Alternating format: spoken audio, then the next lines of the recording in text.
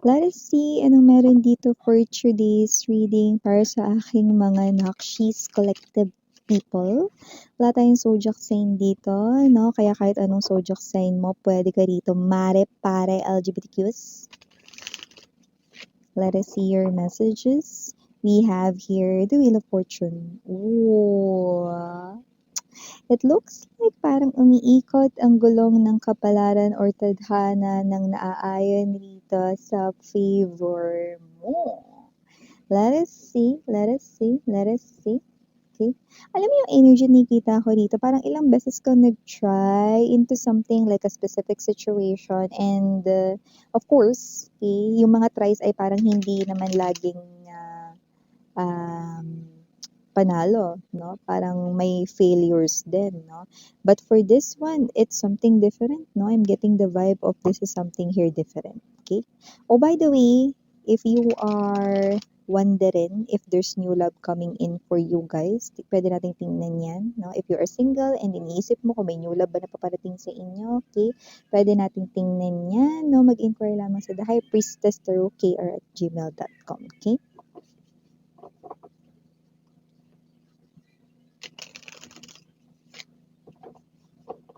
Let us see.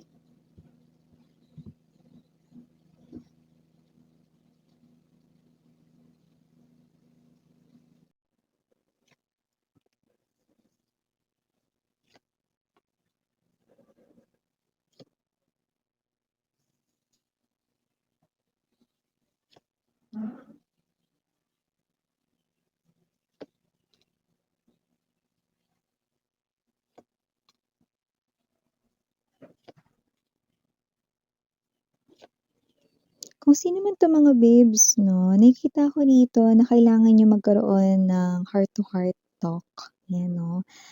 Kung saan talagang pag-usapan niyo ito 'no. Lumalabas siya bilang Ace of Cups energy. So, definitely puwedeng ito ay nag-start na. Puwedeng fresh mo na siyang ka-connect ngayon 'no or puwedeng parating pa lang siya. Just take only what resonates 'no. But dito sa inyong start ng relationship 'no, mukhang meron na siya ritong parang ikinalulungkot. Ayan 'no, Five of Pentacles energy. So yeah, I'm hearing that song.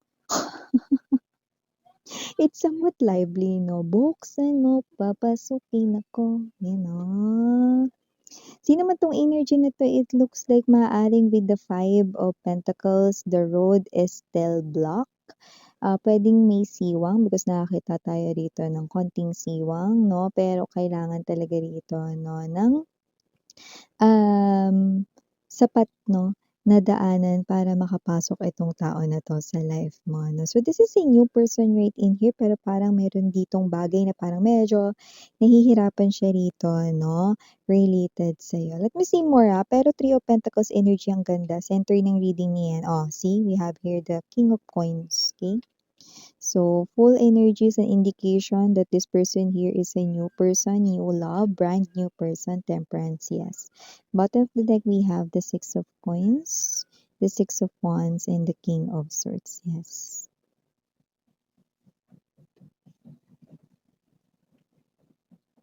So, sa nakikita ko dito, this is a brand new love appearing here for you guys. Pwedeng bago pa lang na naging kayo, bago pa lang kayong mag-boyfriend, girlfriend, no? Or bago pa lang kayo rito as couple or as partner. So, nakikita natin dito, no, na meron siya ditong bagay na ikinalulungkot, no? So, kung sino man tong energy na to, yeah, I'm picking up that word, no? Uhaw. So, it looks like this person right in here 'no, alam niya naman 'no, na umpisa pa lamang ito pero parang meron ka kasi ritong mga nababanggit or nasasabi. I don't know if you're aware of this 'no, okay, pero maaaring with the Three of Swords energy and the Four of Pentacles 'no, parang ikaw ito na nararamdaman niya paminsan-minsan 'no, yung iba nasasabi niyo talaga ito, may mga salita kayong nasasabi rito 'no, na parang, um judge or nahuhusgahan niyo rito yung love niya for you guys 'no, yung parang, tinataningan niyo na agad 'no, yung kanya ritong love for you. Yung iba sa inyo may mga words kayo na yun yung parang dating sa kanya, okey? Kaya be careful of what you're saying 'no, kasi itong person na 'to 'no ay nakikita ko ritong nalulungkot dahil dun. Like let's say 'no, parang everytime rito na kunwari may gagawin siya ritong, something for you 'no, na parang, nagke-care siya for you 'no or whatsoever 'no, maaaring ikaw ito na sinasabi mo 'no, "Sana next time ganito pa din," 'yan 'no, or whatsoever, 'di ba? So, parang may energy doon na nagpa-process ka doon sa place ng may past traumas ka kasi when it comes to love 'no. Puwede kasing yung mga naging ex-boyfriend or ex-girlfriend or ex-partner mo hindi naging consistent sa love nila for you or sa pagpapakita nila ng mga actions 'no, may mga nagbago agad-agad 'no. So, parang, you have this kind of trauma wherein, hindi mo napapansin na nagiging aware ka rito 'no, na may mga binabanggit ka pala minsan 'no, na parang itong tao na 'to 'no, ay nako-compare mo with your, past or ex-lovers, 'yan 'no. So, nakikita ko example niyan, kunwari may nababanggit ka rito 'no na "Oh, magkita tayo dito sa ganito, dapat hindi ka late, ta's parang ikaw 'to uulitin mo na naman or whatsoever 'no, na parang hindi ka naniniwala 'no. Kasi you are processing here from the place na puwedeng ikaw ito na pinaghintay ka ng mga ex mo 'no, lagi silang late or whatsoever. Sa umpisa, sila ay maagap 'no, nauuna palagi 'no, sa usapan or call time 'no. Tapos ngayon na may bago kang ka-in relationship, though without any judgment 'no, naiintindihan naman natin 'yun because, um, iba-iba naman ang mga experiences ang mga human beings 'no. But this person here is definitely far from those na mga naka-connect mo. So, ibig sabihin 'no, please just trust his or her words 'no. Nakikita ko dito that this person here ay someone na well invested sa'yo kahit nakaka-start pa lang ng inyong relasyon 'no. At yung iba kung makikilala niyo ito 'no, 'yan kasi nga, meron naman talaga na parang, first na parang judgment ng isang person sa bago nilang nakikilala 'no. So, ito ay, your feelings 'no and your actions 'no ay valid, okey. Di naman tayo dito nagju-judge 'no, pero siyempre, may mga experiences ka kasi 'no. Pero gusto ko lang din sabihin sa'yo na ang gusto nitong tao na 'to ay malaman mo na iba siya sa kanila, okey? So, yung mga pinapakita niya rito sa inyo 'no, na mga sweet, yung mga parang mga pagki-care, concern, lahat-lahat na yung love, hindi yun what's this, hindi yun magbabago 'no, it will not change 'no, sa middle ng inyong relationship or habang tumatagal kayo 'no, it will remain 'no. Kung paano siya nagsimula gano'n din siya rito at magpapatuloy 'yun, okey? So, hindi siya yung kagaya ng mga ex mo na inconsistent. Sa umpisa lang mga sweet at magagaling, 'di ba? Tapos asan na sila ngayon? 'Di ba, wala na 'no, kanya-kanya na KKB na sila ngayon dito, 'di ba? But your person, the new person is well invested sa'yo, Seven of Pentacles energy, okey. Nalulungkot siya, nasa-sad siya rito. Hindi niya alam kung paano ka niya i-a-approach 'no, pero nakikita ko dito na ito yung kinalulungkot niya. Nahihirapan siyang i-open up ito sa'yo kasi maaaring baka hindi mo ito maintindihan agad-agad 'no. Pero definitely this person with the King of Pentacles energy ay nakikita ko 'no, sa kanyang energy from head to toe, mula sa baby hair na bagong tubo niya sa bumbunan ng ulo niya, hanggang sa pinakadulo ng kuko niya sa paa. Nakikita ko dito na ang energy niya ay faithful siyang tao, especially when it comes to love. Yun, oh. So, bago natin pag-usapan itong reading na ito for you guys, batiin muna natin 'no, ang lahat. Hi and hello there everyone, my name is Yan. Welcome new subscribers, returning Istam buyers, thank you so much. At kung di niyo pa alam, meron pa po tayong other channel, link down below sa ating description box. So, if interesado, i-click lang yung link diyan para mapunta po kayo dun. Araw-araw ay nag-a-upload tayo ng collective readings for all signs there. At yun lang tayong gender dito, so babae, lalaki, LGBT, lahat ay welcome. Puwede rin pong i-switch ang roles dahil possible magpalit yan, general reading kasi ito. At the end of the day, lahat ay may free will na free mong gamitin anytime, anywhere. By the way, dun din sa ating, main channel 'no, na The High Priestess, nag-a-upload din tayo ng mga readings per zodiac sign, okey? Dun niyo rin yan matatagpuan, okey? So, timers tayo, puwede nangyari na ha, sa iba nangyayari na ngayon, sa iba mangyayari pa lang 'no, so yan, okey? Nakikita at naiintindihan ko naman kasi you are processing from the place of scared, fear. Kasi nakikita ko rito 'no, na maaaring nagkakaroon ka lang ng ganyan na judgment kasi nag-e-end lagi yung connection mo. So, natatakot ka na baka pagka lumalim yung feelings mo for this person at gustuhin mo na talaga na siya yung makasama mo forever, baka magbago din siya kagaya ng mga wala mong kuwentang ex. Pero hindi mare, may Ten of Cups siya rito mare, tsaka ang ganda kasi ang center ng energy niya rito Three of Pentacles 'no.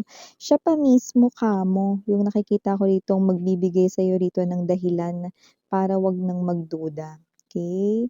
Makikita mo naman yan, nagsisimula pa lang naman ang inyo ritong koneksyon, ang inyo ritong labi-dabi moments 'no. 'Wag kang mag-alala hindi mapapanis yan, magtutuloy-tuloy mga babes 'no. Ang kung ano yung inihain niya sa umpisa ay siyang ihahain niya hanggang sa dulo ng inyo ritong pagsasama at yung dulo na yun habang buhay yun mare, kaya wag ka na diyan alala 'no. So, wag ka ng matakot 'no, kasi itong sinisimulan or sinusubukan mo ritong simulan na relationship 'no, siya pa mismo rito 'no, yung parang mangunguna diyan 'no. Parang gusto niyang sabihin sa'yo na itabi mo, ako na. Yun oh, 'di ba? Ako na diyan sa unahan, yan oh. So, parang whatever the case may be, nakikita natin dito that this person ay very faithful, hindi lang sa love, kundi sa kanya rin ditong actions and words 'no. Pagtiwalaan mo ito, kahit na siya ay isang bagong tao at kahit na siya ay isang stranger sa umpisa sa'yo, makikita mo na ang taong ito ay puwede mo rito pagkatiwalaan ng iyong puso 'no, at ng iyo ritong sarili. Nakikita ko na iingatan at aalagaan ka niya. Ngayon pa nga lang 'no, medyo nasasaktan siya, nasa-sad siya 'no, pero iniintindi ka niya, maintindihin ito, So, nakikita natin dito na kung sino man 'tong energy na 'to 'no, okey, ipagpapatuloy niya na lamang dito ang pagpapakita sa'yo rito 'no, ng kaniyang pagmamahal na hindi rito magbabago. Yes 'no, kasi itong person na 'to 'no, yung pagkauhaw niya rito ay gusto niya rito 'no na ipakita hindi sa pananalita 'no, niya ipapakita kundi sa actions na ipakikita niya na lang sa inyo rito 'no, na eto siyang tao, ganito siyang klase ng tao na magmahal 'no, at hindi siya katulad ng iba, 'yan. Gusto niya ritong ipakita at ipakikita niya sa'yo rito, mare, pare 'no, wala tayong gender dito, LGBTQs, na ang kanya rito 'no, na pagmamahal ay hindi mababaw tulad ng mga ex mo dati. So, nakikita ko na itong tao na 'to ay hindi bibitaw 'no, dahil magiging palagi siyang uhaw, okey? Kaya yun ang dahilan kung bakit hindi siya bibitaw, okey? Kasi uhaw lang siya rito sa pagmamahal at tiwala mo. Nakikita ko makukuha niyang tiwala mo rito, okey? Nagsisimula pa lang naman ang lahat, i-enjoy niyo lang yung moment. Wag kayong masyadong ma-stress, kasi baka magka-wrinkles kayo, magmukha kayong mas matanda sa kanya. Okey. So, tigilan na rito ang masyadong pag-iisip dahil with the Six of Pentacles energy nakikita ko rito that this person here will show you, okey, hindi sa salita kundi sa kanya ritong actions and words 'no. Ipakikita niya sa'yo at ipakikita niya rin dito sa mga tao sa paligid ninyo with the Six of Wands energy na hindi siya katulad ng mga kwents mong past lovers or ex. Ote, 'di ba?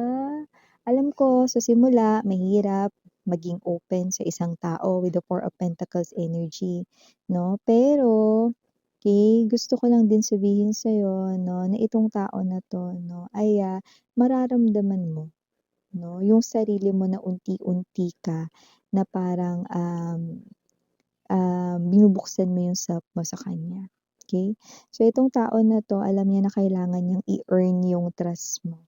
So, that is why this person here, yun ang kanyang mismong literal na gagawin para ma-earn ang trust mo. Hindi lang siya rito magaling sa umpisa at hindi rin siya rito magbabago mga babes, 'no? This person will show you each and every day that he or she cares for you, that you are special. The very moment that this person here na met you up until the end of time, if you choose to be right beside him or her up until the end of time, okay, hanggang dun. Otte, okay?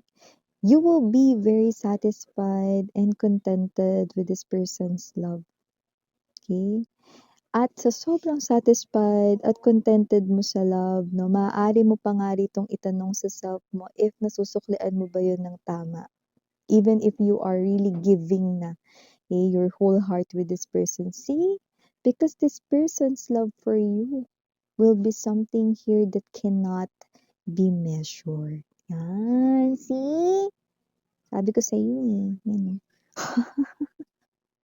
So, initials written here, capital letter M, capital letter K, capital letter O, capital letter D, and capital letter L, capital letter P, and capital letter S. And last but not the least, for the capital letters, we have E. For small letters, isa lang, A. Okay? A.